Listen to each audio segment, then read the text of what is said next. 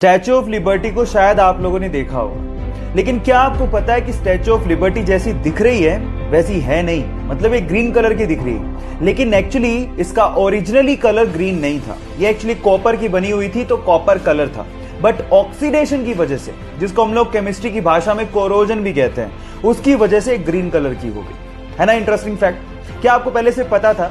नहीं पता था तो चैट में जरूर लिखेगा।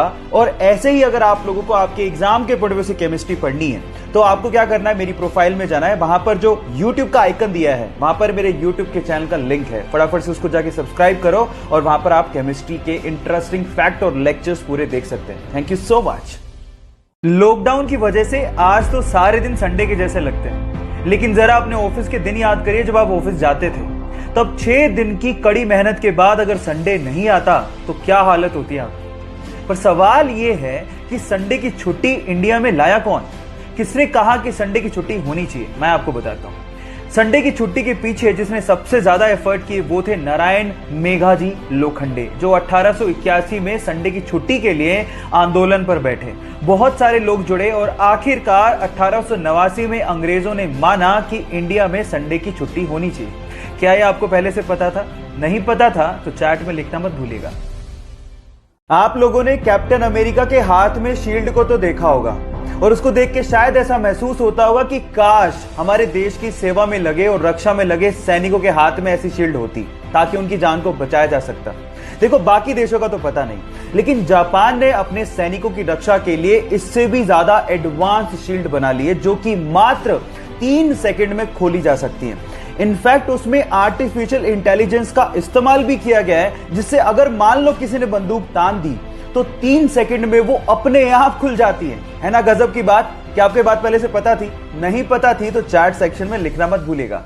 इंडिया की स्पेस एजेंसी इसरो का एक और कमाल सुनिए। नवंबर 2019 में कार्टोसैट 3 नामक एक सैटेलाइट को सफलतापूर्वक स्पेस में इन्होंने लॉन्च कर दिया। अब इसकी खास बात सुनिए। 509 किलोमीटर की ऊंचाई से लेकर 10 इंच तक की ऊंचाई की साफ तस्वीरें ये इसरो को भेज सकता है। मतलब आपकी कलाई की घड़ी में कितना बजा है, इसकी साफ तस्वीर ये इसरो को भेज सकता है। और आज से पहले तक किसी भी देश ने इतना ताकतवर कैमरा कभी लॉन्च नहीं किया है। इसरो ने हमेशा हमारे सर को फक्र से ऊंचा किया है, इसलिए उनके लिए एक लाइक तो बनता है। गाइस, हम लोग फ्यूचर में पानी पिएंगे नहीं, खाएंगे। हो गए ना हैरान? बट ये बात सच है।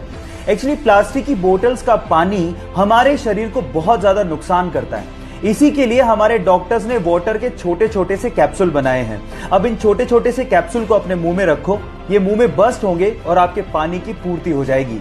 इन्हें ओहो कैप के नाम से जाना जाता है। बस इसके ऊपर की लेयर उतारो, अपने मुंह में रखो और हो गया। इस वंडरफुल डिस्कवरी के लिए एक लाइक तो बनता है। कोरोना के चक्कर में एक चीज सबने छोड़ दी और वो है हैंडशेक। पर क्या आपको पता है कि हैंडशेक सबसे पहले किसने और क्यों इस्तेमाल किया? मैं आपको बताता हूं। ये एक पीस जेस्चर है जिसको ग्रीक में सबसे पहले इस्तेमाल किया गया ताकि ये पता लगाया जा सके कि सामने वाले के हाथ में कोई वेपन तो नहीं है। साथ ही साथ हाथ मिलाते समय उसे शेक भी किया जाता है ताकि ये भी पता लगाया जा सके कि उसके स्लीव्स में तो कोई वेपन नहीं है। क्या आपको ये बात पता थी? और अगर नहीं पता थी तो चैट में लिखना मत भूलिएगा। साल 2020 हमारी जिंदगी में शायद उन सालों में से एक होगा जो भुला ही नहीं भूले। लेकिन 16 मई 2020 को कुछ ऐसा होने जा रहा है जिससे शायद इस घटना के बाद 2020 आपके लिए मेमोरेबल साल बन जाए। होगा कुछ यूं कि साइंटिस्ट के हिसाब से विनस, मून एंड जुपिटर तीनों कुछ इस तरह से स्पेस में अलाइन होंगे कि हमें आसमान में स्माइली दिखेगा। शायद हमारी जिंदगी में इसी चीज की सबसे ज्यादा कमी हो रखी है, जो नेचर के थ्रू हमें 16 मई 2020 को दिखने भी वाली है। मैं तो बहुत एक्साइटेड हूं। क्या आप लोग एक्साइटेड हैं? चैट सेक्शन में लिखना मत भूलिएगा।